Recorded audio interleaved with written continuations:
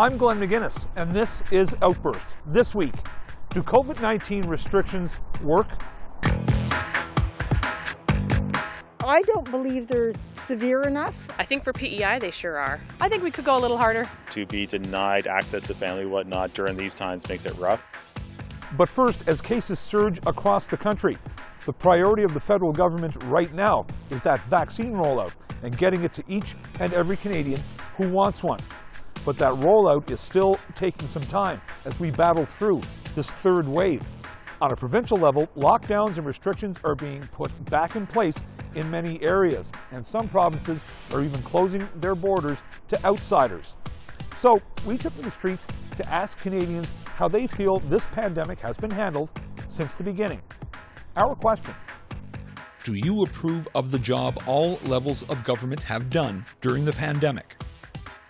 In a super challenging environment, the government's done as well as I think it can. I think there's been some issues on the provincial level with rollout of vaccines, but you know, we've never done this before, so I'm cutting them a little bit of a break.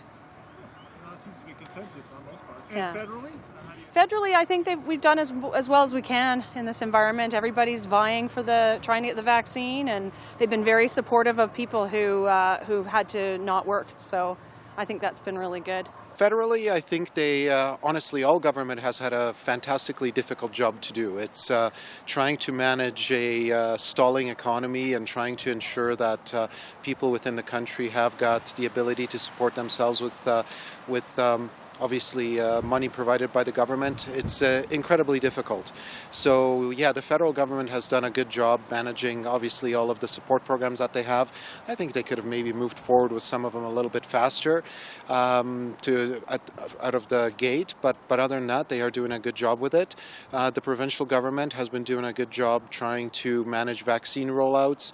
It would be great if all frontline staff, including educators and people working all sorts of sectors, are able to receive that first, because obviously they have contact with the most daily people anytime. So yeah, I would say the government is doing a fairly good job. I think the federal government's been doing a good job given the circumstances they're in.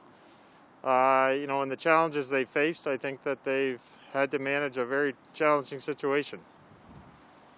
And how about the provincial? The provincial government here has been inconsistent, and I think the provinces across the country have struggled, and that could be part of our problem, is we've got so many different approaches across the country. No.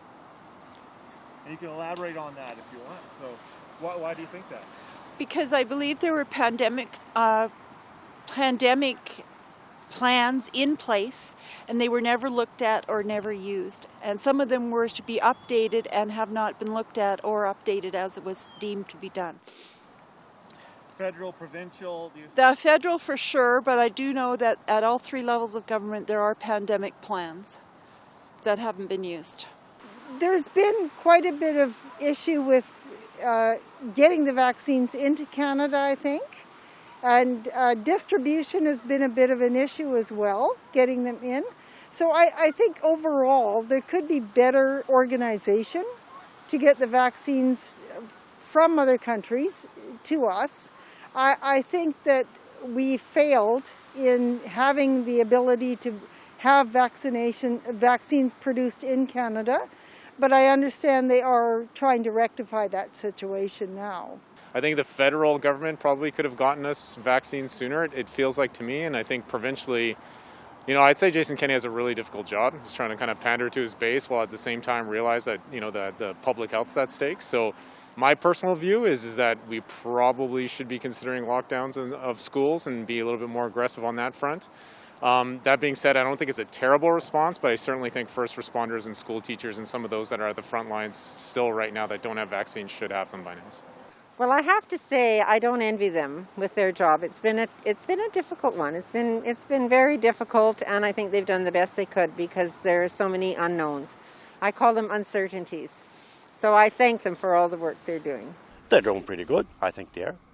Dr. Heather Morrison's the main kingpin there. Well, she knows what she's doing, and she's got it under control. The provincial government's working really well. I'm really proud of the work that Heather Morrison is doing and Dennis King and the provincial government is doing. It seems like in the other provinces there's having some issues, but I think it has a lot to do with maybe their restrictions aren't working and just the population that is in the larger provinces. But I'm really seeing that the provincial government's doing well here on PEI.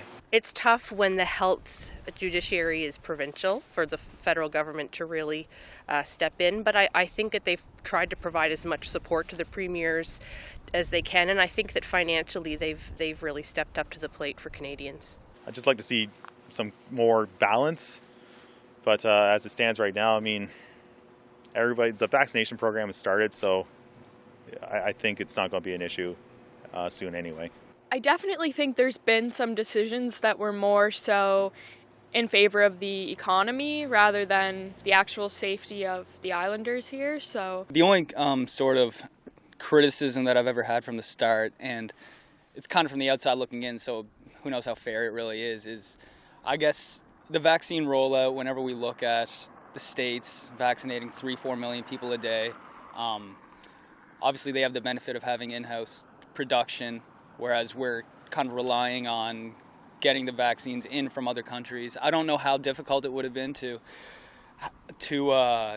get our own kind of in-house manufacturing done for the vaccines. Like, that might be a tall order, but obviously that would have helped a ton if we could have produced our own vaccines. Nobody wanted this to happen, and I don't think anybody would wish for this on anyone, right? So I think everyone's managing it as best they can.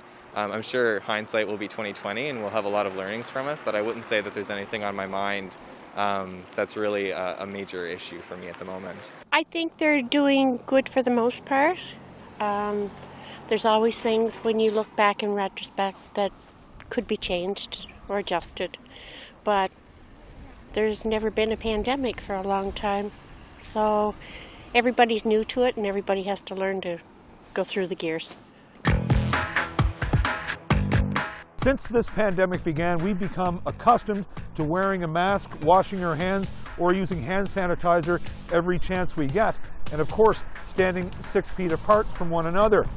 But there was a time not too long ago that we were shaking hands, hugging, even eating off the same plate, and gathering in large crowds without a worry in the world. So when this pandemic is over, will you continue to exercise caution or relax your own rules? Our question: how will the pandemic influence your behavior in the future? Just general, I think, cleanliness and awareness. I think people are going to be more sort of socially acceptable of masks, a la Asia and other areas around the world where they wear them more often and frequently, I'd say. And then also just, with the kids and the family, hand cleanliness and these kind of things, I'd say probably that's the biggest impact, certainly. I like the fact of masks keeping a lid on some of the flu viruses and keeping distant does lower all kinds of risk for other germs as well. So I don't know exactly how I'm going to react in the future, but I do miss socialization aspects. I don't think I'll go crazy though after it's over. I think it won't influence it that much. I might wear a mask more in public though. If I'm feeling sick or if someone is around me is, I would ask them to do the same. I think in the future, probably, I think it makes us all realize how lucky we are in a lot of ways, and the simpler things sometimes are probably better. Like I had to cancel some travel plans, but at the same time, life has moved on. I think I'll be probably a lot more cautious just about, I'm very clean, but I think it'll make me even wash my hands more. Travel might look a little bit different. We do love our travel, but maybe we'll be a little bit more reluctant to travel just anywhere in the world. It's really hard to say at this juncture, honestly. I wish I had. It's like trying to peer into a crystal ball. I just don't have all the answers at this point in time to really provide you a good answer on that one. I don't know, actually. There's all the talk about will there be a new normal, and maybe in some ways, but day-to-day life, I don't know how different my behavior would be. I don't think so. I think I'll pretty much be doing the same things as I was before. Like when we're all vaccinated and the restrictions are lifted? Yeah, for sure. I mean, it's not, I find it's hard, really hard for people that are extroverted and socialize a lot. I'm not so much, but it still affects me a little bit. But for those people, I think it's really hard. But for me personally, I'm definitely going to enjoy just the, like you don't even realize really, you kind of slowly get accustomed to all these restrictions. So I think it's going to feel really different when we can all just go back to normal, and I think everybody's going to be pretty excited. My habits have been changed, certainly for the immediate future, most definitely. I think it's going to be easy for us to go back to careless ways, and I think that will come back to bite us in the butt for sure. But I think everything that we've been doing is just proving to me how effective it is, and I want to keep doing that. No, this has put the fear of God into me, for sure. And you hear a lot of people say things are never going to be the same. I think this generation is going to hang on to protecting yourself in terms of germs. Well, I think I'm definitely in the habit of washing my hands a lot more often, so I guess I'll keep that one. And then I think also I think I'll just slip right back into the way things were before all this started. I think I'll just go back to going to large gatherings, events, festivals and whatnot, and like I said, soon as word gets out that we're mostly vaccinated, then hopefully that's what everybody can do, just get back to life. Yeah, I mean, just more precautionary, I guess, based on what's going on at the current time. Yeah, a little bit more so. I'd like to hopefully get back to normal soon, but I guess everyone's in that predicament, trying to get back to what, or somewhat more normal anyway. I feel like I'll be more cautious about, like, washing my hands more and just kind of being more cautious of, I don't know, because like things spread so quickly and you didn't even notice it until COVID. I didn't think things could spread like so quick like this. I think we've all had a few different, we've kind of reflected, I guess, in what we had done before in comparison to what we're doing now, and that's made us think. I mean, I've watched television shows where people are gathering and hugging and embracing and in the public, and I think I have an internal reaction to that and say, like, you're not supposed to do that, and thinking, but that's how we lived, a year and a half ago, right? So I think moving forward, I'll definitely be more cognizant. I'm sure things will go back to the way they had been for ease and convenience eventually. But in the near term, I think, online meetings for Zoom reduces travel expenses, those types of things. I presented at a number of online conferences and attended it. In some respects, it made things a little bit more connected because I could actually be a part of things when they moved online instead of having to travel, because traveling to Ontario and other parts of the country was a barrier for me. So, well, it's going to change everybody's. We're going to see a different world, especially in travel and whatnot. It's going to be a change, a big change for everybody. Not being in people's space and washing your hands, those are things that we should be doing anyway. It shouldn't have taken a pandemic to teach us that again.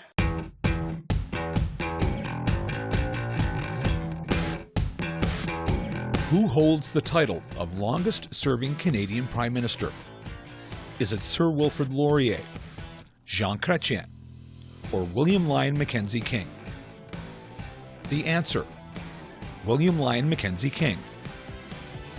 William Lyon Mackenzie King was Canada's longest-serving Prime Minister. He was in office for 3 non-consecutive terms, totaling 21 years and 154 days. In 1919, he took over as leader of the Liberal Party following the death of Sir Wilfrid Laurier. He was Prime Minister during the Second World War and through much of the Great Depression. King signed the 1935 Reciprocal Trade Agreement with the U.S., marking a turning point in Canadian-American economic relations. And while he supported the British Empire, King pushed for Canada to have more control over its own affairs. William Lyon Mackenzie King retired from office in 1948, 2 years before his death in 1950. His political career remains one of the most extraordinary in Canadian history. In March of 2020, the first COVID restrictions came into effect, the closure of schools and the closure of businesses like bars and restaurants. The mandatory mask rule came into effect by the summer. But since then, we've seen cases go down, then rise back up again. We've seen restrictions lifted and then put back in place with the hopes of stopping COVID-19. But despite all that, it appears the pandemic has set its sights on our summer. So, are these measures getting the job done? Our question. Do COVID-19 restrictions work? I think most things are working. I find the contact tracing seems to work pretty well. I've run events for work where I've had to list people and get all their contact information, and it gives me a lot of peace of mind to know that if something were to come up, I would be able to contact everybody or turn it over to people who can help out. I think that's a really good thing for us to be doing. Oh, definitely they are. You can see it here, right here in PEI. How things are going with us. We are an island. If we keep her shut down, we'll do all right. I think for sure whenever we do the whole lockdowns in a way where they cut down our circle groups to 5 people, I find whenever we get a cluster and then they cut it down to a smaller group, they start to go away again. But whenever they kind of open it back up months later and our circles get bigger, it randomly comes back in different waves. So I find bringing things down is helping it a lot. Well, I think the only way to really limit the growth in cases is to limit social interactions, and so any public health measure that would reduce social interactions is going to help decrease the number of cases that are happening. So I guess in my view, anything to do that keeps us within a sustainable amount of cases would be, and helpfully manage it would be good. I think for PEI they sure are. Yeah. I think that it was really smart to have the lockdown last March.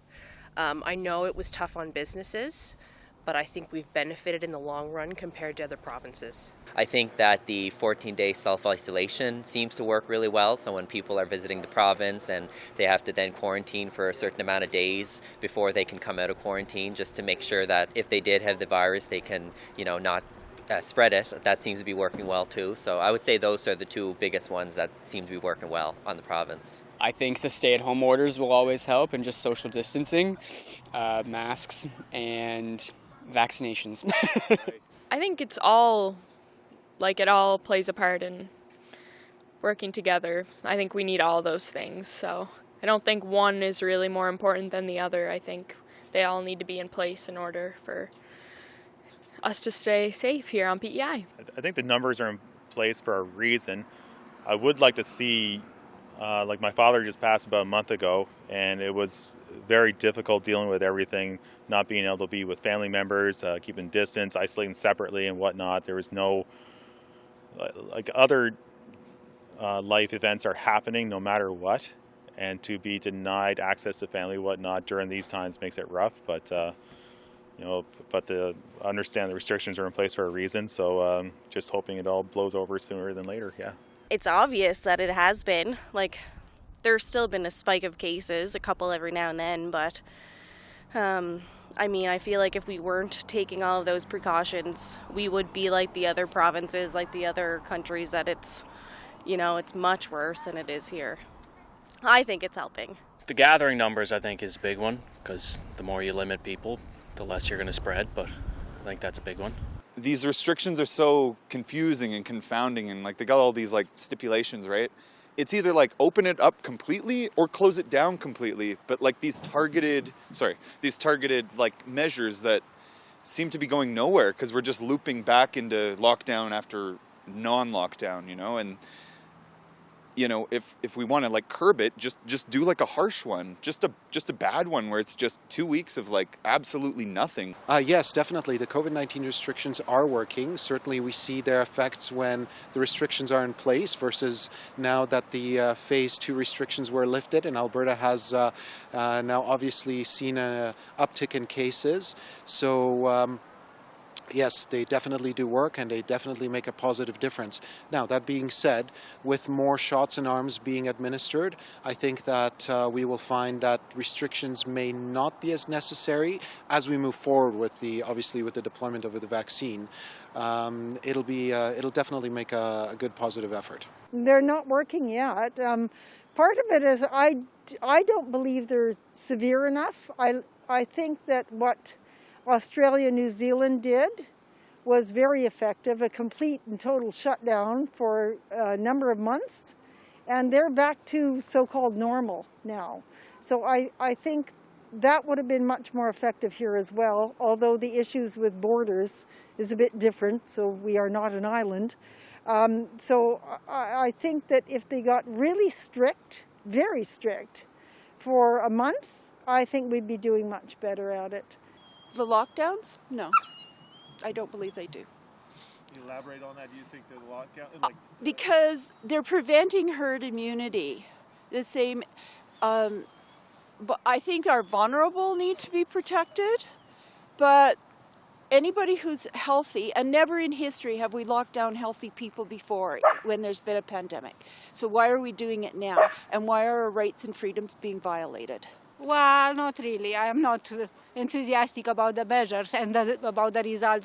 It's 1 year and 1 year and a half. I don't know. Well, the same measures, locking down again and again and opening and open, and I don't see the point. They work if people pay attention. I think if people paid attention, we wouldn't be where we are today. I think a lot of people thought that they were invincible, and they're finding out they're not invincible. The restrictions today in Alberta? No, I don't think they're working that great. Honestly, I think there's some issues in schools right now, and I think we need to really keep an eye on it. So it's, remains to be seen, but there's been so much up and down with them and so much uncertainty. I'm not certain that they actually are working, but I do sympathize a little bit because there are tough decisions to make. So, do you think we should go harder or less? I think we could go a little harder, a little bit, yeah. Recently, the governor of the Bank of Canada said that even though the third wave of this pandemic is a setback for Canada, he sees a bright economic future in the months and years to come. But we're still a long way off. Canada's economy has definitely taken a pounding since this pandemic began, with business closures and people losing their jobs. The repercussions are everywhere you look. So we took to the streets to ask Canadians what ideas they may have to bring Canada back from the brink. Our question: what steps should be taken to restore Canada's economy? I think we're going to have some regional approaches and some very localized solutions to the challenges that we face. Our economy is based on agriculture, fishing, and tourism, and each of those are experiencing the pandemic in very different ways. And so there might have to be sectoral approaches, but also really regional approaches to what's going on. A solution that is based, a one-size-fits-all I don't think is going to work at the moment, because living in Toronto is very different than living in rural PEI. And so the types of supports that are out there, the value of those supports, I think, are going to have to be really evaluated and developed a little bit further as the pandemic continues. Yeah, that's a good question. I guess I don't really know how to answer that one.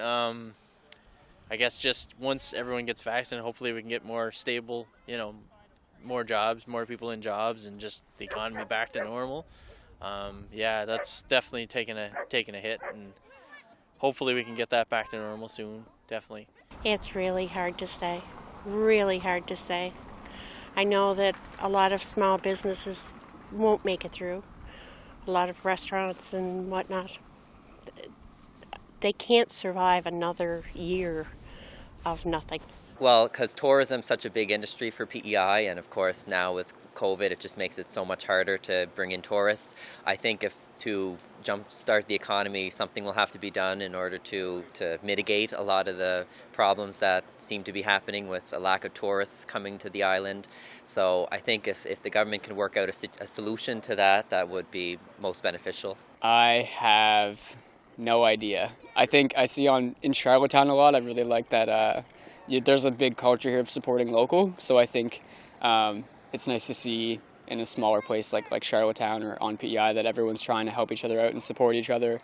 I know I've seen a lot of businesses shut down in Montreal around the city, and that's really unfortunate. So hopefully if the government can continue to provide unemployment insurance and proper resources for people to get back on their feet, that's the best thing that we can do. We need to help everyone in any way we can, and I think that's where the government needs to come in. On the island, well, it'll take a few years, but because we've been safe and we're so quiet and lovely and peaceful, the tourists are going to rebound here as soon as they possibly can. And I think people will buy more locally from now on, and It'll take a while, but we'll be all right. I guess just the sooner things start looking up, the sooner people get vaccinated and everything gets back to normal. I'm no economist myself, but I would only think that that would kind of trigger an uptick back to where we were before.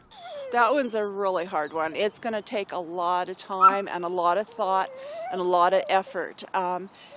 We can't just keep throwing money at things, though, and we're going to go into, in my opinion, a deep recession because they've been printing money. And when you print money, inflation will follow. So we're in for some pretty hard times here because we're going to have inflation, we're going to have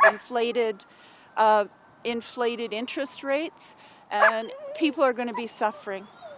Businesses are closing, so where are people going to find jobs? I think the economy has to be secondary to health. So I think a complete shutdown would be very helpful for a month. And if you've got healthy people and you don't prolong the spread of the virus, I think the economy will function much better, much quicker, and for a longer period of time. We've already hit a bottom. That there is no more cost savings that are possible there. So the question is do we now bring it all back and start developing in-house manufacturing, in-house production, and in-house development in order to stimulate our economy and become again a power in those kinds of fields? I think getting people working, because that's who pays the tax dollars, are individuals. So I think getting people back working and back having the economy get up and running again is the best thing for all of us. We got to continue to push diversity. I think here in Alberta, oil and gas is great, but I think we need to look at the long-term sustainability of things and have a strategy to be able to deploy there. And I think more broadly, like the housing market is kind of Canada's economy right now. I don't think it's sustainable over the long term. What's driving it? Where's the industry? We need jobs over the long term, and I just don't see that right now. So I think if I were in a position of policy, I'd be pushing for diversity across all of Canada. You know what's going to happen with the economy? It's going to bounce back. I'm a real optimist. The economy is going to bounce back, and I mean the housing situation right now is dire. Don't buy a house today. But I think it's going to bounce back, and we're all going to be good again. Thanks for watching this episode of Outburst on the Cable Public Affairs channel. I'm Glenn McGuinness. If you have any comments about this show or any other show, you can find us on social media. You can also find us on our website at www.cpac.ca. It's your turn to speak up, and we're listening.